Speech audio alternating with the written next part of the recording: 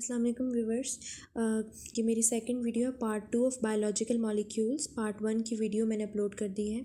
अगर किसी ने वो वीडियो नहीं देखी तो वो मेरे चैनल पे जाके अभी वो वीडियो देख ले, मेरे चैनल को सब्सक्राइब कर दे और लाइक कर दे उस वीडियो को। Thank you so much. तो आज हम वीडियो शुरू करते हैं। सबसे पहले देखें बायोलॉजिकल मॉलिक्यूल्स के बारे में। मैंने पहले फर्स्ट वीडियो के अंदर ये बताया था कि बायोलॉजिकल मॉलिक्यूल्स की हम स्टडी करते हैं carbohydrates, proteins, lipids, nucleic acid. ठीक है। फिर मैंने उसमें ये बताया था कि जितने भी बायोलॉजिकल मॉलिक्यूल्स हैं उनके एसेंशियल और नॉन एसेंशियल एलिमेंट्स कौन से हैं। एसेंशियल एलिमेंट्स के अंदर हमने पढ़ा था कार्बन, हाइड्रोजन, ऑक्सीजन और नाइट्रोजन। अब नाइट्रोजन और नॉन एसेंशियल और एसेंशियल एलिमेंट्स कार्बन, हाइड्रोजन और ऑक्सीजन है कार्बोहाइड्रेट्स के। हमारा टॉपिक जो था वो कार्बोहाइड्रेट्स था, जो कि हमारा प्राइमरी प्रोडक्ट है और प्राइमरी फ्यूल है। अब ये पंजाब टेक्स्ट बुक बोर्ड है की बुक है, वहाँ से कंसल्ट किया मैंने और उसमें से थोड़ा सा हम रीड करते हैं। ये जो इम्पोर्टेंट टेबल है वो ये टेबल आपको इम्पोर्टेंट नज़र आ रहा है यहाँ पर, जिसमें केमिकल कंपोजिशन बैक्टीरियल और मैमेलियन सेल्स की बताया गया है। ये बहुत इंपॉर्टेंट टेबल है। ये हाँ एमसीक्यूज़ में भी आता है, फर्स्ट ईयर में एमसीक्यूज़ में आता है, बोर्ड के एग्ज़ाम्स में। और ये एमडी कैट में बहुत इंपॉर्टेंट आता है कि वो कोई भी आपसे परसेंटेज पूछ सकता है। बैक्टीरियल सेल के अंदर पूछ सकता है या मेमेलियन सेल्स के अंदर पूछ सकता है। वाटर की मोस्टली पूछी जाती है, लेकिन वो कोई भी जो है वो पूछ सकता है। फॉर एग्जांपल वो पूछ सकता है इनऑर्गेनिक आयंस की कितनी है। अब वो ऐसे नहीं पूछेगा कि इनऑर्गेनिक आयंस की कितनी है, वो ऐसे पूछ सकता है कि मैग्नीशियम की परसेंटेज बताएं मैमेलियन सेल्स के अंदर। अब मैग्नीशियम जो है वो इनऑर्गेनिक आयन है, तो उसकी मैमेलियन सेल्स के अंदर जो परसेंटेज है वो 1% है। इस तरीके से ये सारा टेबल आपने याद करना है, खुद से लर्न करने की कोशिश करनी है। ठीक है, इसको खुद से दोहराना है, खुद से एमसीक्यूज़ बनाने हैं कि इस तरीके से एमसीक्यूज़ बन सकते हैं। ये एक वे है एमसीक्यूज़ बनाने का, इस तरीके से एमसीक्यूज़ बन सकते हैं। उसके बाद ये जो नीचे वाला पैराग्राफ है, इसके अंदर जो सबसे मेन इंपॉर्टेंट चीज़ है वो ये है कि कैटाबॉलिज्म और एनाबॉलिज्म। ठीक है, सारे जो केमिकल रिएक्शंस हमारे सेल्स के अंदर अमल दरामद कर रहे होते हैं उनको मिलाकर हम मेटाबॉलिज्म बनाते हैं। ठीक है, तो all the chemical reactions taking place within the cells are collectively called metabolism. और मेटाबॉलिक प्रोसेस जो होते हैं एज इनको दो में डिवाइड करते हैं, एनाबॉलिज्म और कैटाबॉलिज्म्स। ठीक है, अब पहले बात कर लेते हैं हम एनाबॉलिक रिएक्शंस की। एनाबॉलिक रिएक्शंस में ये होता है कि जितने भी सिमिलर सब्सटेंस कंबाइन होते हैं कॉम्प्लेक्स सब्सटेंस बनाने के लिए, उसको हम कहते हैं एनाबॉलिक। अगर इस तरीके से हो कि कॉम्प्लेक्स सब्सटेंस ब्रेक डाउन हो जाए सिंपल सब्सटेंस के अंदर, उसको हम कहेंगे कि वो हमारा जो है वो कैटाबॉलिक है। ठीक है, अब जो एनाबॉलिक और कैटाबॉलिक में क्या फ़र्क है ये आपने याद रखना है। ये फर्स्ट ईयर में भी इम्पॉर्टेंट है डिफरेंस में, ये एमडी कैट में भी इम्पॉर्टेंट है। इसकी एग्जांपल्स याद रखनी है। ठीक है, कि कौन सी एनाबॉलिक के अंदर एग्जांपल आती है और कौन सी कैटाबॉलिक के अंदर आती है।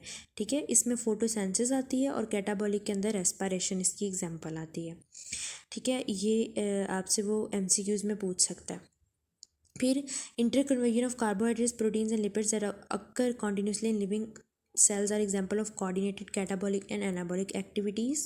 उसके बाद इंपॉर्टेंस ऑफ कार्बन इतना इंपॉर्टेंट नहीं, लेकिन इसको आपने एक दफ़ा रीड कर लेना है ताकि आपको समझ आ जाए। इसके कॉन्सेप्ट की थोड़ी बहुत आपने इसमें कॉन्सेप्ट बिल्ड कर लेना है कि इसमें ये टेट्रावलेंट होते हैं, ये बेसिक एलिमेंट ऑर्गेनिक कंपाउंड्स का है। ठीक है, उसके बाद ये याद रख लें कि इसके अंदर अनब्रांच्ड भी होते हैं, रिंग भी होते हैं, ब्रांच स्ट्रक्चर्स भी होते हैं। फिर ये जो होते हैं इसके अंदर एक स्टेबल कॉन्फ़िगरेशन अटेन करता है कार्बन के। यूजली चार बॉन्ड्स होते हैं इसके साथ में, तो कार्बन की कॉन्फ़िगरेशन पूरी होती है। अच्छा, उसके बाद कार्बन से रिलेटेड ये आ गया। कार्बन जो है वो हाइड्रोजन, ऑक्सीजन, नाइट्रोजन, फॉस्फोरस और सल्फर के साथ कंबाइन हो सकता है। These and other elements contribute to large variety of organic amounts. उसके बाद हम ऑर्गेनिक और इनऑर्गेनिक की बात करते हैं जो इम्पॉर्टेंट है। अब एफएससी में ये इंपॉर्टेंट है कि फर्स्ट ईयर के अंदर ऑर्गेनिक और इनऑर्गेनिक का डिफरेंस आता है, मैक्रोमोलिक्यूल और माइक्रोमोलिक्यूल्स का डिफरेंस आता है। और कार्बन में कभी डिटेल में एज सच आता नहीं होता, बट इसको रीड आउट करना बहुत इंपॉर्टेंट है क्योंकि ये भी पेपर में आ सकता है, क्योंकि ये इंपॉर्टेंट चीज़ों में शुमार किया जा रहा है। इंपॉर्टेंस ऑफ वाटर है, तो उसके अंदर जो एमडी कैट के लिहाज से इंपॉर्टेंट चीज़ है कि ये 65 इसकी परसेंटेज इंपॉर्टेंट है, इसकी प्रॉपर्टीज़ इंपॉर्टेंट है, सॉल्वेंट प्रॉपर्टीज़ इंपॉर्टेंट है, heat capacity, heat of vaporization, ionization of water और प्रोडक्शन। इसके अंदर जो परसेंटेज है आपने देखना है कि टोटल परसेंटेज कितनी होती है, 65 to 89% होती है डिफरेंट ऑर्गेनिजम्स के अंदर। और कितनी ब्रेन सेल के अंदर होती है और कितनी बोन सेल के अंदर होती है, इसका डिफरेंस देखना है। ये एफएससी के लिहाज से भी इम्पॉर्टेंट है, एमडी कैट के लिहाज से भी इम्पॉर्टेंट है। सॉल्वेंट प्रॉपर्टीज़ हैं, ये बहुत इंपॉर्टेंट है। ये importance of water as a long question आता है फर्स्ट ईयर के अंदर। उसके बाद सॉल्वेंट प्रॉपर्टीज़ आ गई इसके अंदर। इसके अंदर कौन कौन सी प्रॉपर्टीज़ हैं कि वाटर के अंदर पोलैरिटी होती है, हाइड्रोजन बॉन्डिंग की वजह से होती है। ठीक है, ये नॉन पोलर ऑर्गेनिक मॉलिक्यूल्स होते हैं, जैसे कि फैट्स हो गया, ये वगैरह जितनी भी होती हैं ये वाटर के अंदर इनसॉल्युबल होती हैं। ठीक है, जितनी भी दूसरे जिसके अंदर हाइड्रोजन बॉन्डिंग के साथ रिएक्ट कर सकता है वो वाटर के अंदर सॉल्युबल होता है। हीट कैपेसिटी है तो इसमें एक बात याद रखनी है कि जो टेम्परेचर है वो 1 kg ऑफ वाटर हो तो इसका टेम्परेचर 15 से 16 डिग्री सेंटीग्रेड होता है।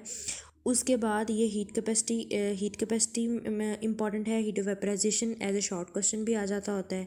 और ये एमडी कैट के लिहाज से इसमें जो मेन चीज़ है वो सिर्फ इतनी है कि 574 जो है वो किलो कैलोरीज पर केजी जो है वो heat of vaporization, specific heat of vaporization होती है। फिर एक और लाइन है इसके अंदर, evaporation of only 2 ml out of 1 litre of water lower the temperature of remaining 998 ml by 1 degree. ये भी बहुत इंपॉर्टेंट लाइन है। फिर आयनाइजेशन ऑफ वाटर है, इसके अंदर जो है वो हमारे पास ये इंपॉर्टेंट लाइन है कि 25 डिग्री सेंटीग्रेड पे कंसनट्रेशन जो होती है वो एच पॉजिटिव की और एच नेगेटिव की प्योर वाटर के अंदर 10⁻⁻7 मोल पर लीटर हो जाती है। ये बहुत इंपॉर्टेंट लाइन है।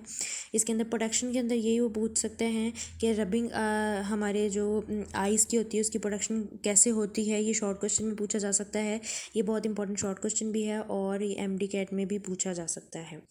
कार्बोहाइड्रेट्स जो हमारा मेन है उसके अंदर ये है कि कार्बोहाइड्रेट्स कार्ब से निकला है और hydrated mean hydrogen plus oxygen, तो हाइड्रेटेड कार्बन इसको बोलते हैं। ये हमारा प्राइमरी प्रोडक्ट भी है और हमारा प्राइमरी फ्यूल भी है। इसकी डेफिनेशन ये है कि पॉलीहाइड्रोक्सी एल्डिहाइड्स और कीटोन्स। इसका मतलब ये है कि इसके अंदर जो मेन शुगर है वो कीटोसिस और एल्डोजिस होती हैं। एल्डोज शुगर और कीटोज शुगर यानी ग्लूकोज शुगर और फ्रुक्टोज शुगर इसके अंदर होती है। और इसका जनरल फार्मूला याद रखना है, CxH2OY इसका जनरल फार्मूला है। फिर इसमें ये याद रखना है कि ये जो है ये इसके अंदर के सेलुलोज होती है, स्टार्च होती है और इसके अलावा हमारे पास ग्लाइकोजन होती है। और इसके अलावा ये ग्रीन प्लांट्स के अंदर मेन सोर्स के तौर पर होता है और साइंथिसिस फोटोसिंथेसिस की साइंथिसिस में भी होता है। ये प्रोटीन्स के साथ और लिपिड्स के साथ कंबाइन होकर क्या बनाता है, ग्लाइकोप्रोटीन और ग्लाइकोलिपिड्स बनाता है। ये इसी चैप्टर के एंड पे एक आता है कॉन्जुगेटेड, तो इसके एंड पर आता है इसी चैप्टर के एंड पर। ये देखें, ये हमारे पास है कॉन्जुगेटेड मॉलिक्यूल्स। ये एक दफ़ा पढ़ना है अपने, कार्बोहाइड्रेट से रिलेटेड इसमें से एमसीक्यूज बहुत आते हैं और ये बहुत इंपॉर्टेंट है। बाकी तो ये चैप्टर पूरा ही इंपॉर्टेंट है, तो एमडी कैट के लिहाज से भी पूरा पढ़ना है और इसके अलावा फर्स्ट ईयर के लिहाज से भी ये बहुत ज़्यादा इंपॉर्टेंट है क्योंकि ये शॉर्ट क्वेश्चन और लॉन्ग क्वेश्चन के लिहाज से बहुत नंबर 1 चैप्टर है ये। उसके बाद एल्डिहाइड्स और कीटोन्स आ गए और इसके बाद फिर ये हुआ कि ग्रीन प्लांट्स में इंपॉर्टेंट है ये। उसके बाद इसमें जो इसकी फर्दर क्लासिफिकेशन होती है मोनोसेक्राइड, ओलिगोसेक्राइड, पॉलीसेक्राइड में। ठीक है, इसमें अब ये जो मोनोसेक्राइड हम पढ़े थे उसको हम डिटेल से पढ़ते हैं। इसमें हम स्ट्रक्चर देखते हैं एल्डिहाइड फॉर्म का। देखें, अगर आप इसमें एल्डिहाइड फॉर्म में स्ट्रक्चर देखें तो इसके अंदर हैं 3 कार्बन, दोनों के अंदर 3 कार्बन है। लेकिन अगर आप देखें तो जो कीटोनिक हमारा ग्रुप है वो सेकंड कार्बन के ऊपर लगा हुआ है। Aldehyde group, Aldo group first carbon के ऊपर लगा हुआ है। तो ये डिफरेंस है इनके दरमियान में, एल्डिहाइडिक फॉर्म में और कीटो फॉर्म में। दूसरा, इनके फॉर्मूले का डिफरेंस होता है।